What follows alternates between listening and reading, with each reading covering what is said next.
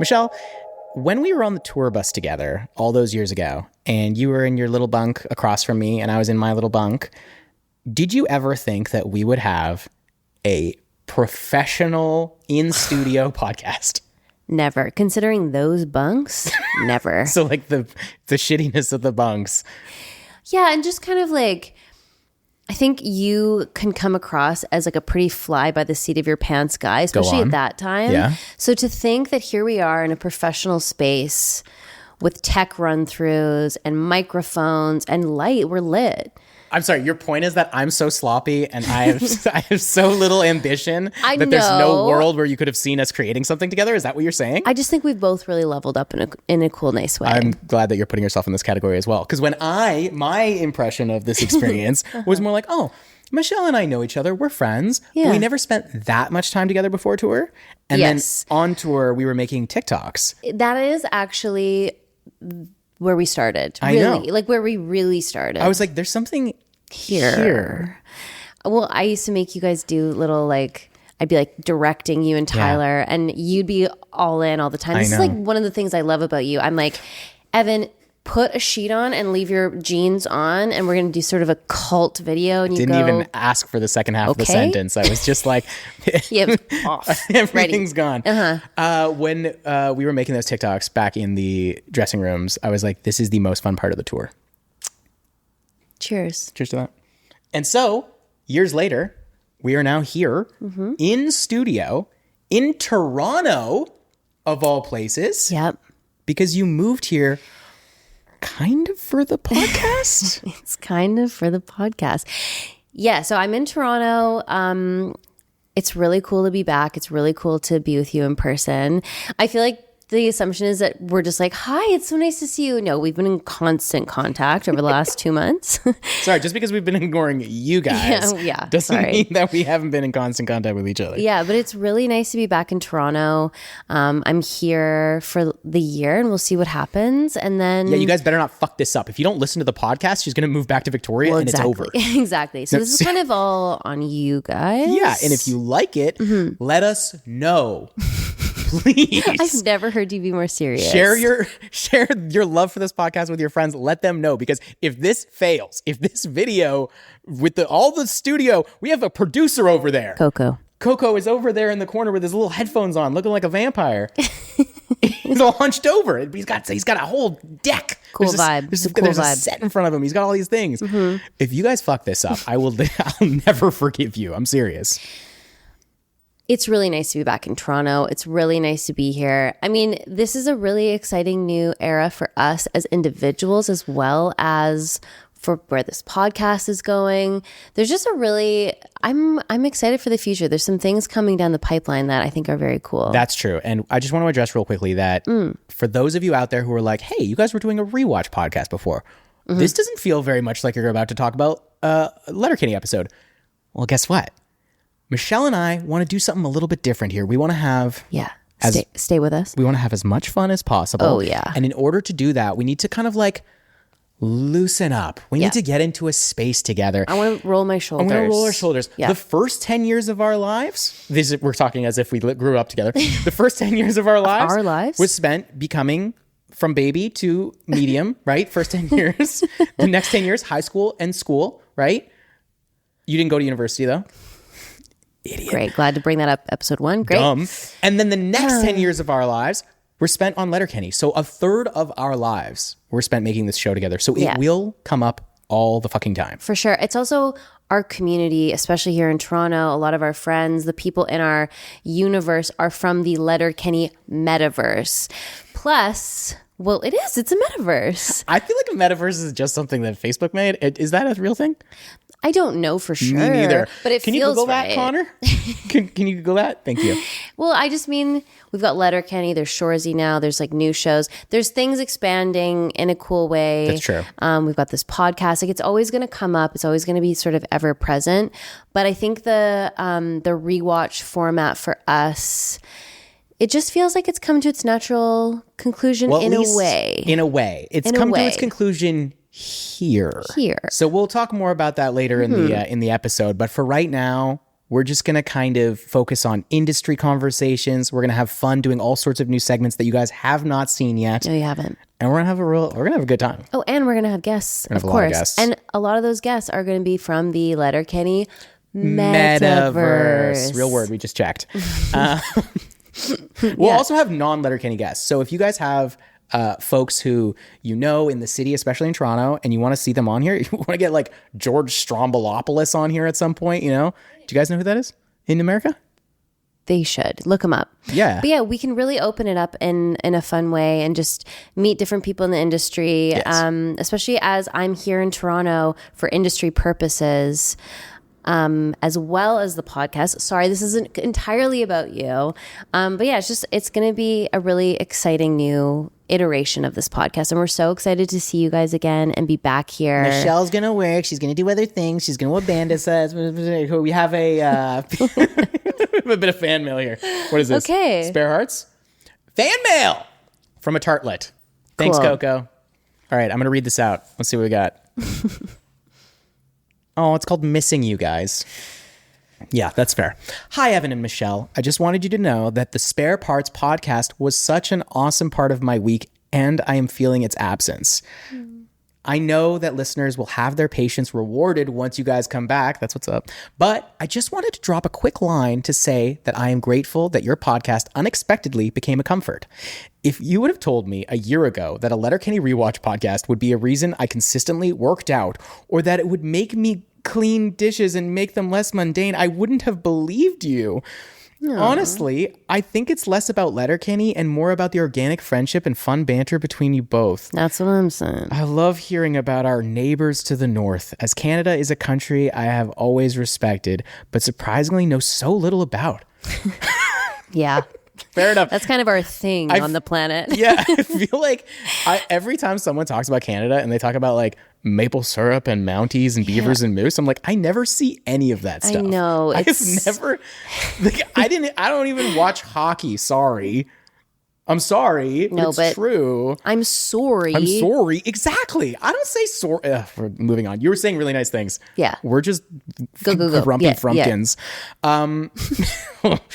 Okay. Plus, your day-to-day experiences led to an organic universality that just felt warm and sincere. Oh, God.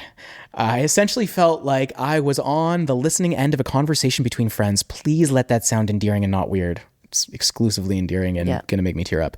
It was just fun to hear you talk about ramen and cocktails, and What I Ate Today feature would honestly be so fun. Artists can make anything art.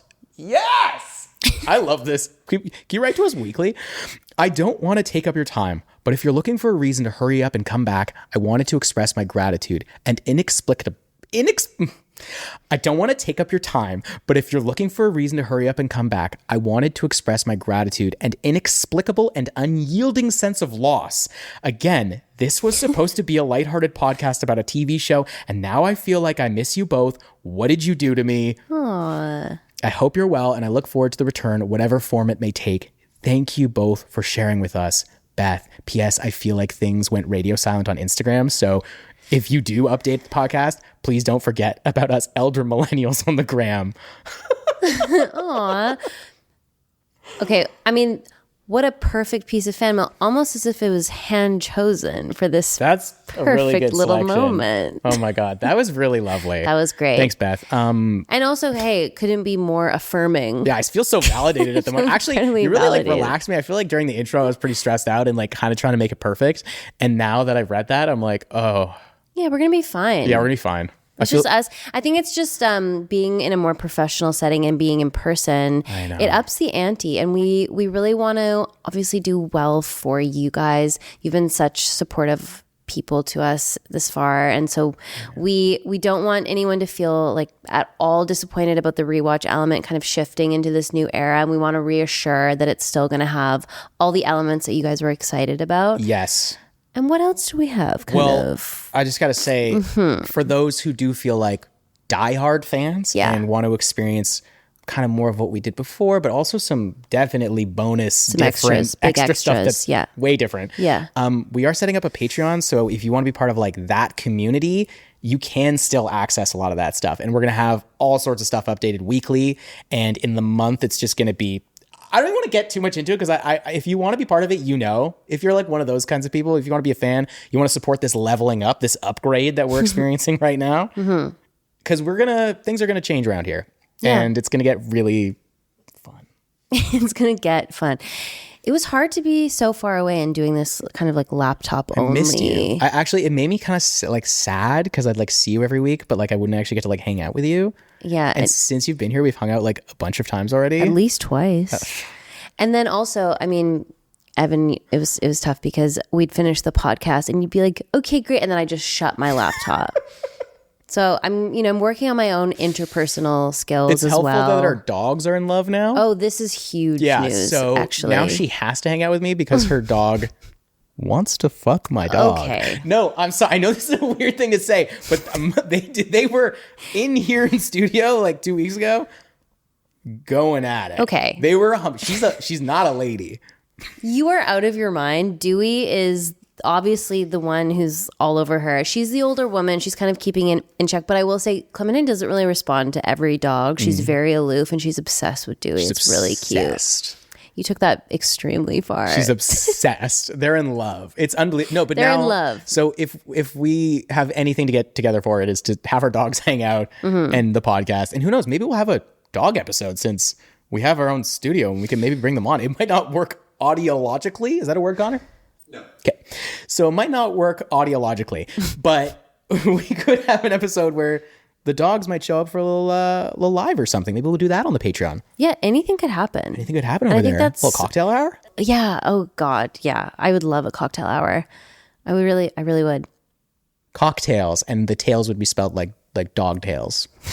Is that bad? And we just show what we're feeding our dogs. Exclusively hydrolyzed protein. This I didn't realize. Yeah. I didn't realize that Evan has a vegan dog. I know, and a wife. It's unbelievable. They're both vegans. I didn't mean for this to happen. Okay. He's just allergic to everything, and he's so gross. Like he'll just put anything in his mouth. Yesterday he got a leg of a squirrel and a tail in his mouth. Oh God. I know. Okay. Toronto's gross. Be careful. So he's not like, he doesn't want to be a vegan. He just kind of has to be. He has to be a vegan because he gets like sick. Yeah. It's not just like, okay. God, we have to stop talking about our dogs. I know. We're not gonna talk about our dogs anymore for the day. That's it. We get one little moment. One and done. Michelle, since you've been in Toronto, I just want to know, how has that transition been for you from Victoria? Because Victoria is a very low key, lovely place, and you're essentially semi-retired living there with your 80-year-old roommates. What is it like being here? I didn't have any roommates. Let me just be clear. But I love Victoria so much, and it was really great. But I did feel a little bit out of the mix.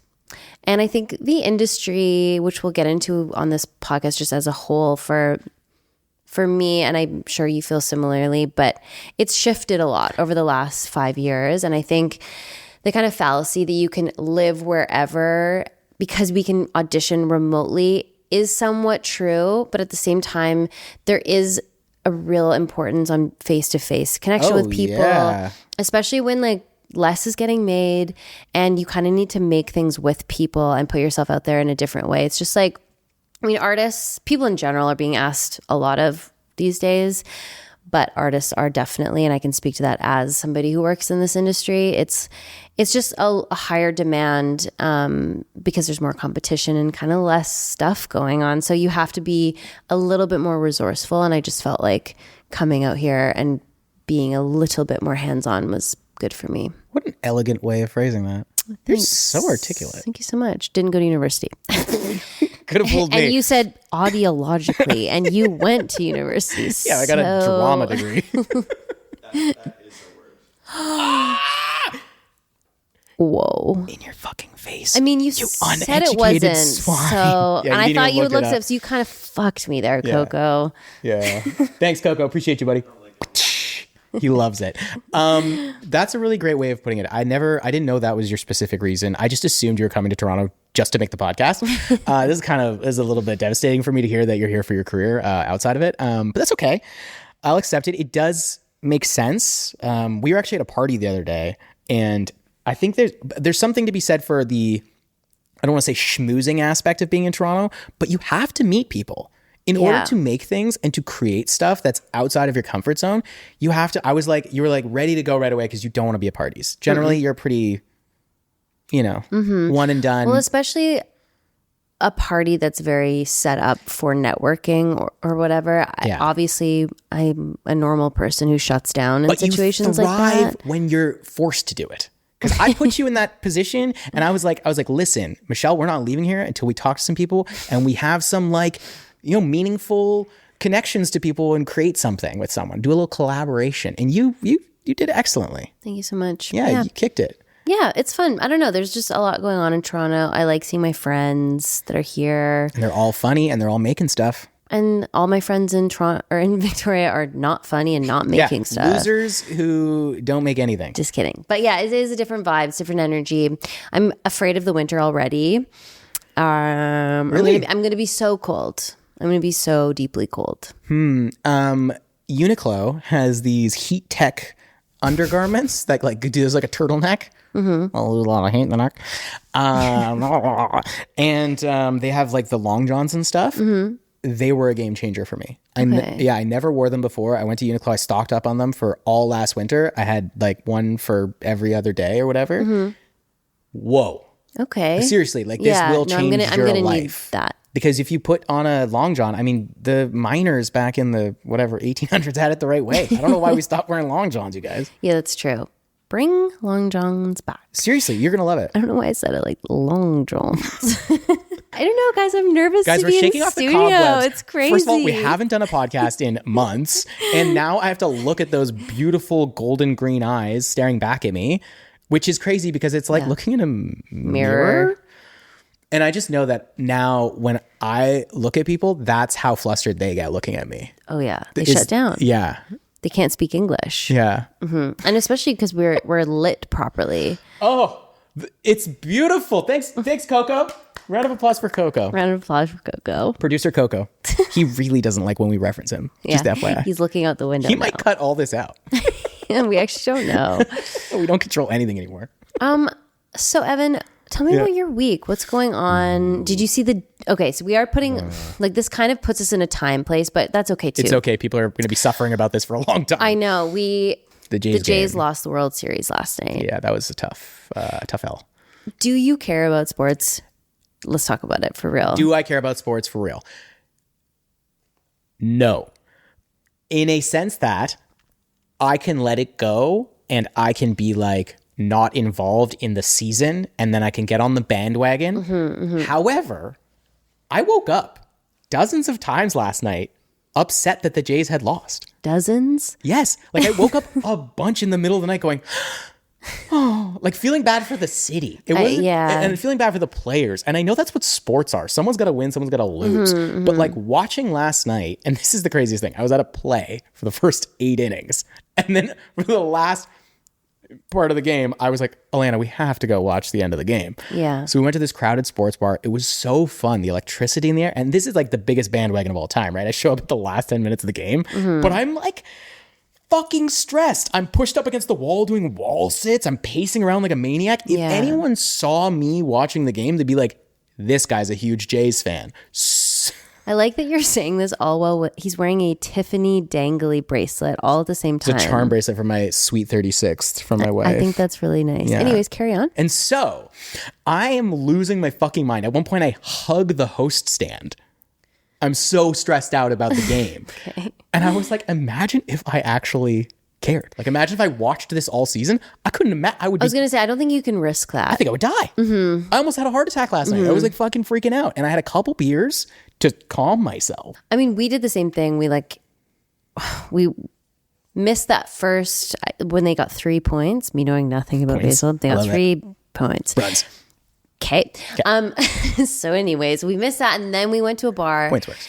And it was extremely stressful. And I don't know a lot about baseball. I feel like I've caught up over the last few weeks being here. Because moving here during this period has also been really fun and hectic for everyone, obviously.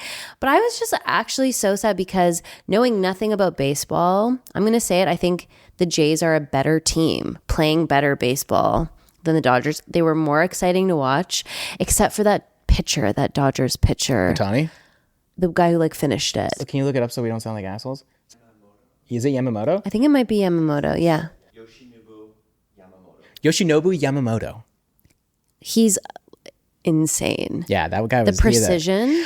It's the pressure. I can't imagine that kind of pressure. Okay, this is what I was going to actually ask you. People watching. Do you know about beta blockers? Yeah.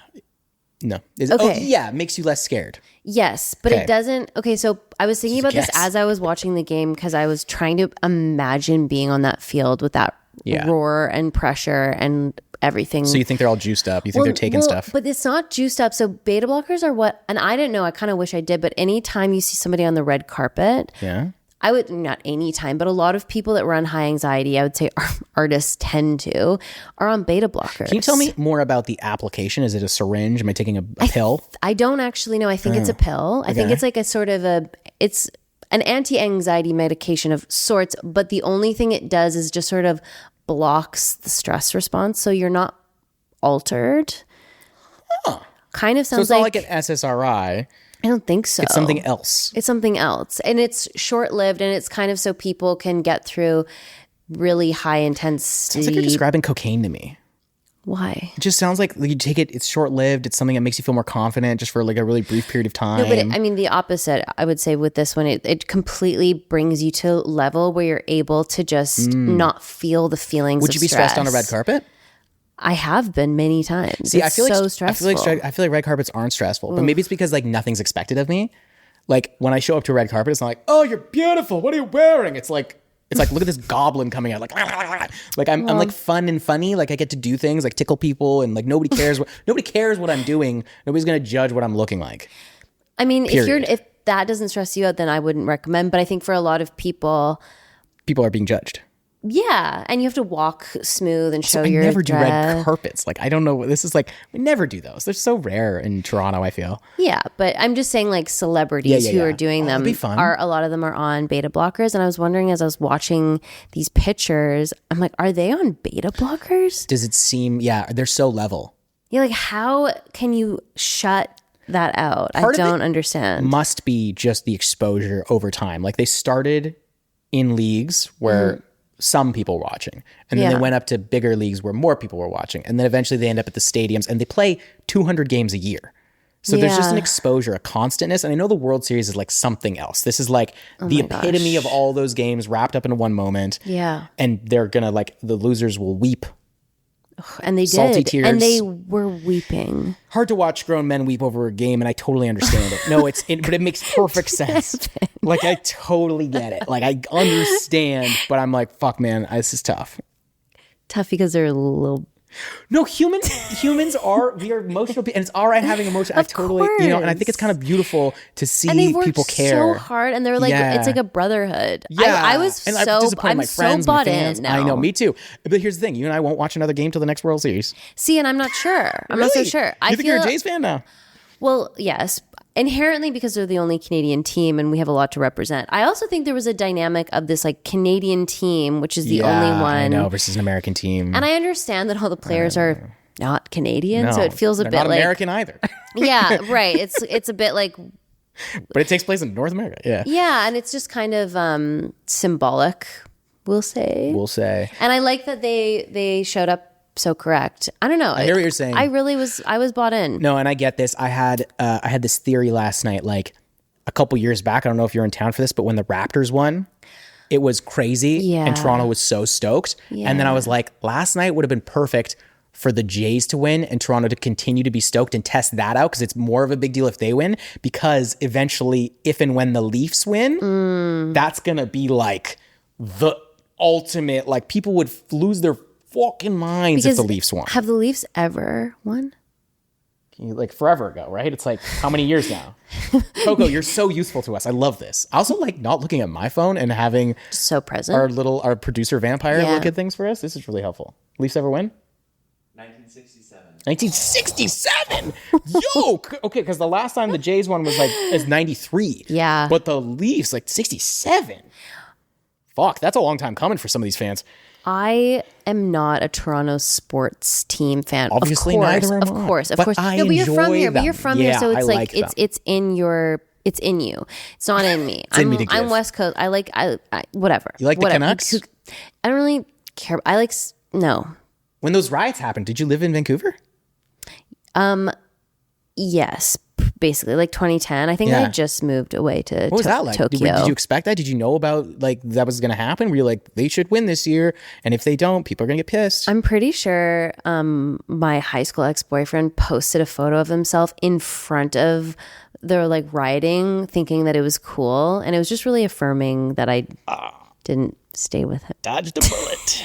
But I think everyone was mortified. Yeah, I think they also like arrested a lot of those people who posted photos where they were like in front of a flaming car. Like they were like, it's pretty identifiable. Like that guy was part of it. Yeah, he's like, laughing and smiling and throwing a Molotov cocktail. Yeah, that was a crazy time.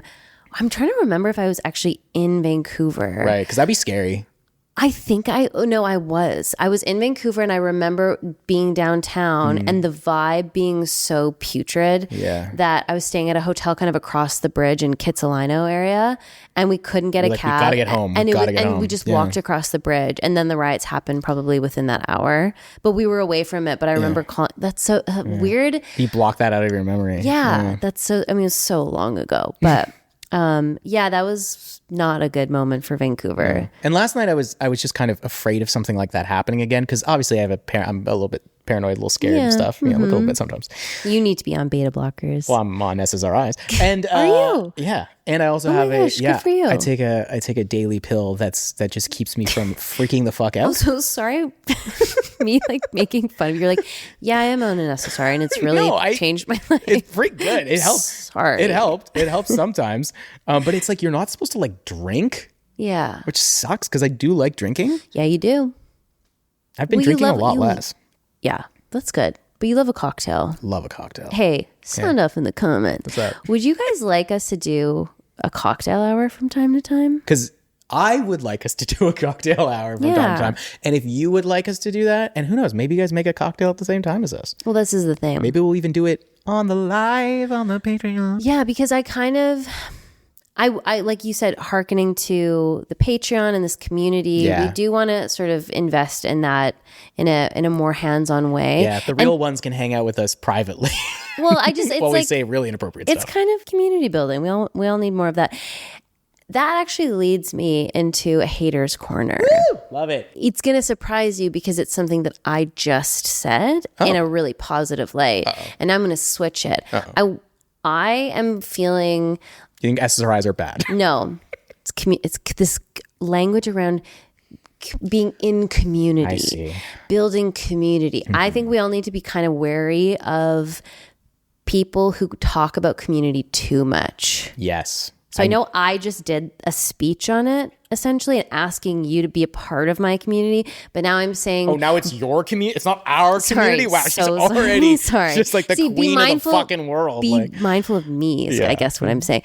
But I just... You know what I'm talking about? I do know what you're talking about. This kind of Instagram like flyer about being in community in like a really sustainable, wholesome way. And it's like, I'm worried that you're a bad person. Yeah, at the end of the day, it's the exploitation of a community, which we're afraid of. So like some people build it up in order to extract, which feels very messed up and scary. And it's what every cult is about, right? It feels so good to join a cult. Every time I watch a cult documentary, you're like, bought in. Yes. Mm-hmm. And I'm like, what could possibly go wrong? Every time. And I know. And then all of a sudden it's like a guy with an AK-47 and you're like, oh man. I know. And he's like, you're not allowed to have sex with your wife, but I am. Yeah. And then he flies off in his helicopter. And you're like, what happened? And like, all the husbands are like, okay, I don't love this new rule, but I guess I'm here. Here's my salary. Here's my full salary. What? It's really sad. Yeah, it is. Cults we're going to have a full episode on cults at some point because I think both you and I really, I don't want to say enjoy cults. Yeah. We like looking at cults. I love looking at cults. The Nexium cult documentary. Dude, the fact that she's getting her own podcast. What? Did you not hear about this? The girl. Yeah. The girl who was on Smallville with the blonde hair. Allison Mack. She got up, not even just a podcast, with CBC. Holy. I know. I cannot wait to listen to that. It's kind of devilish. I don't know what. I don't know. Right. I'm surprised the CBC agreed to this. Right. I'm curious to know if there's going to be like some new information about her involvement that kind of like because from my perspective, based on everything I've seen, I'm like, based on everything I've was learned. it like the 7 documentaries that have come out about it? Wasn't she like a big like recruiter of it? And like, yes, but I think she did serve jail time. So she was reformed. Well, I think she was also there. Some would argue victimized by this man, of course. And so she's, as long as she's like paid her dues, so to speak, and maybe this is a podcast for her to like talk about how her complicity and like so we're where having it came Allison from. Mack on for cross promo with her new Nexium Cult podcast. I mean, I don't know if I'd want to meet her necessarily. I have to listen to this podcast first, but I'm interested to listen. Definitely want to meet her just because I loved Smallville. I loved that show. Yeah. I thought it was great. It was so funny having a Superman who was clearly like a 35-year-old man in like, he was like, I'm 16. Was he? I never watched like an adult it. man. He's jacked as fuck and he's like perfect hair. It was very funny show. Ugh, I missed the early 2000s. Really nice vibe. Like, yeah, everything is going to work out. Nothing really matters. Everyone's really pretty. Yeah. Beautiful jaw. Looks like we might have ourselves a little spare hearts coming in from producer Coco. I've really missed your questions, you guys. And our inbox is open and yet quite full. So we're so excited to get through the questions that you guys have been sending. We're going to catch up, I promise, but keep sending them because there's just like, they're so good to go through. Yeah, please send them. It's actually so fun to go through. Oh, we actually have a couple here. Maybe I'll just do... Michelle, would you prefer to do one that is friendship focused or lover focused? I mean, maybe because this is like about us being back together as friends, maybe a friend. This is actually kind of beautiful then. That's a really good transition. You're so talented. Like you're an artist. Thank you so much. This is art, by the way. Podcasts are art. Yeah, it doesn't matter what they tell you. Yeah, don't listen. This Spare Hearts is called I Feel Like an Outsider in My Friend Group. Oof. Okay. Oof. Hello from Ohio. Oof, off to a rough start. Evan. I wanted to tell you that Letterkenny helped me get through the hardest time of my life. Oh God. Yeah, I'm going to skip all this part because it's too intimate. It's too beautiful. No. I mean, you want to hear about it? Yeah. I caught my now ex-wife having an affair in 2020. And after we parted ways, I spiraled down. Letterkenny was the perfect distraction for me, and I continue to watch it from time to time. Aww. Thank you for making the show. It quite possibly saved my sanity. That's amazing. Way too emotional, bro. God. That's so Yo, we're gonna valid cry, and you're nice. gonna cry while you watch sports next, you little baby. Okay. Little fucking baby. Get to the question. Okay. Now my question. Over the 11 and a half years that I was with my now ex-wife, I lost a lot of my friends. She never wanted me to hang out with them. And when she did hang out with them with us, she made it apparent that she didn't want to be there. My 2 best friends and I grew apart, so much so that we would still talk from time to time, but I wasn't part of their weddings, which I was very upset about. But I understood and knew that it was entirely my fault. The issue I'm having is that when I hang out with all my old friends, I feel like an imposter. I always feel like I don't belong there and can't help but feel like I don't deserve their friendship. And I'm sure I'm overthinking it more than I should. How do I get over this feeling? I just want to feel like I did back in the day. Thank you for your time. I greatly appreciate any insight you have. First of all, I hate when relationships get in the way of friendships like that. And it's not necessarily that it's your fault that happened. It's just a really shitty dynamic that I think couples can get into. Especially younger couples, I've found. Yeah. Like when you're in your 20s and stuff, it's really hard not to let your partner kind of become your whole life. Yeah. Which kind of draws you away from your friends. I mean, especially in this situation though, where the partner doesn't even like the friends. That's pretty rough. That is rough. That's an extra step of and roughness. it's kind of controlling. I mean, it's quite controlling. I'm not trying to, I don't know your ex-wife, but we're on his side right now. Just in general, but like, yeah, I mean, I would say maybe there's room for you to have a conversation with your friends and be like, I know that I fucked up by allowing my relationship. I didn't have boundaries there or whatever. And I kind of like fucked up in that way. And I just want to say that out loud. Like maybe it just needs to be said out loud. That is such an emotionally mature thing to I was going to say the opposite basically. Like as someone who has experienced this pretty much, like I've had like with 2 of my best friends, Clayton and Jamie, we have like grown apart in distance because they both have kids now. They live in different cities. And like, I want to say all that stuff, about how like I still love you guys and I want you to know you're still my best friends. Mm-hmm. But like I would never say that to them. Like I just want to like kind of find a way to just hang out with them more and just try and like ram in that old friendship feeling. Like go back and do stuff we used to do, play Super Nintendo together and like. Well, I'm not suggesting that it needs to be like this big sit down. Right. I think there's a way to just be like, well, that was fucked up. So sorry. Like, yeah, you can make a joke at it. You can make levity of it. But just don't be too drunk when you do it, because I feel like that could quickly spiral. Well, and then tears. Yeah, so many. Like if you'd be crying. If you got into this while you guys had a couple drinks and you're like, I just want to let you guys know, like I love you. I've been like, yeah, be self-deprecating about it. Like take it on and just kind of like acknowledge it and move on, and don't force people to have big conversations that they don't necessarily want to have, and see how they react to it. Shit. But yeah, I know what you're saying too. It's like, I don't know, our male friendship's a little bit different in that way, that you just kind of breeze through everything. That's such a weird generalization. I know it's a weird generalization, but there's some truth to some of it. Like some, especially this like the 20s, 30s, like I know Coco over there is like a very emotionally mature person who's going to discuss his feelings. Some of my friends, I never heard, like they talk about like what AI is going to be like.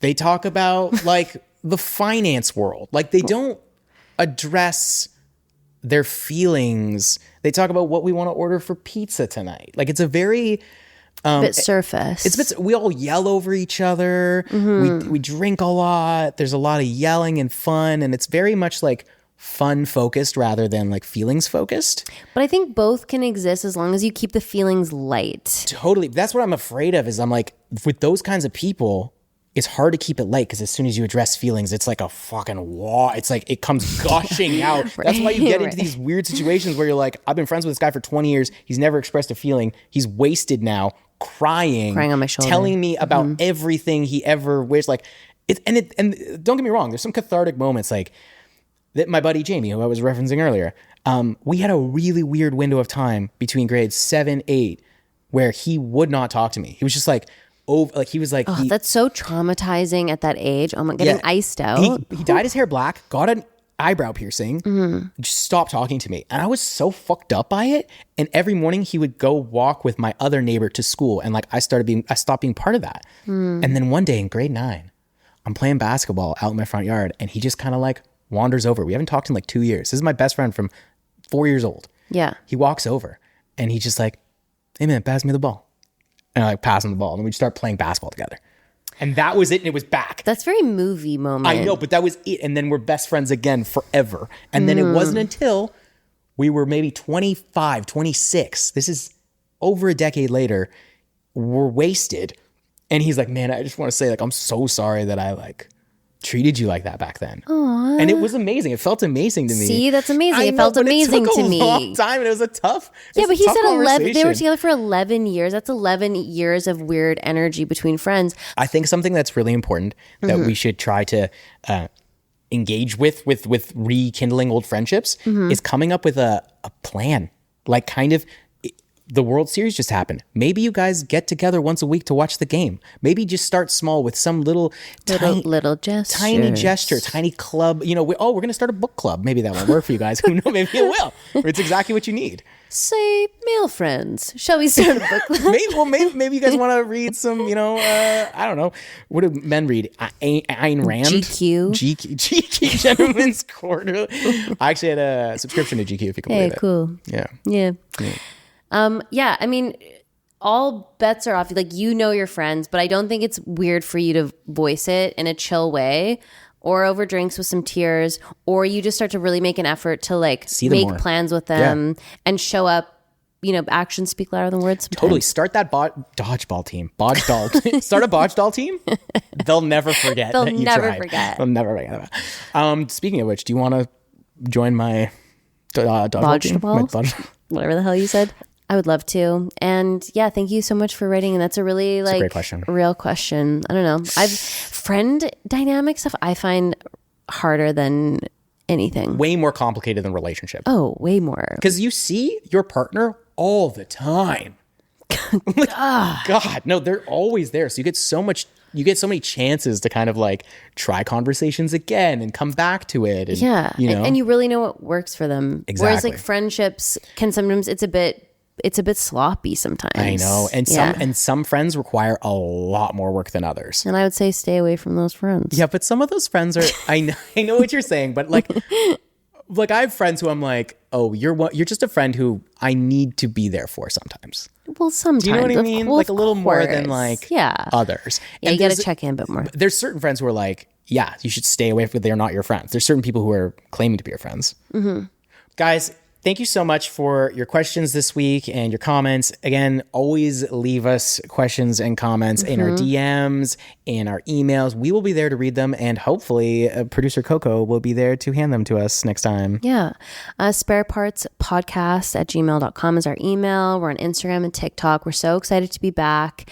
And welcome to our kind of welcome back episode.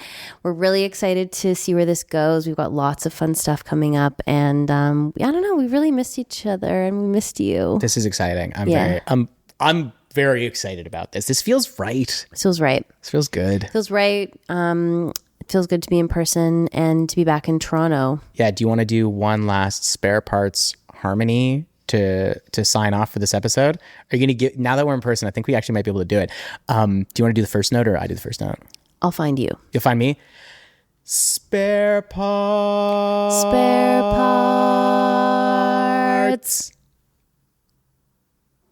Whoa. We're back, baby. We're back.